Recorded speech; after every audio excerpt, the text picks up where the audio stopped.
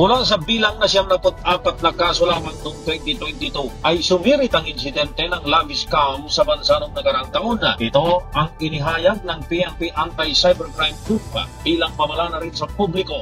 Ngayong nalalapit na ang araw ng mga puso sa February 14 na ay kay ACG Cyber Response Unit Chief Police Colonel J. Guillermo nakapagtala ng 168 kaso ng love scam sa bansa noong 2023 o halos dumoble sa insidenteng nangyari noong 2022. Batay sa cyber-related report na nilabas ng PNP ACG sa nakalipas na 3 taon na, nasa 144 ang reported love scam cases noong 2021 na panahon ng pandemya, pero bumaba ito sa bilang na 74 noong 2022 habang muli itong lumobo noong nakalipas na taon na. Sa obserbasyon ng ACG, mula sa simpleng panggagancho ng pera sa target na biktima ay nagbago na rin ang kanilang mga modus.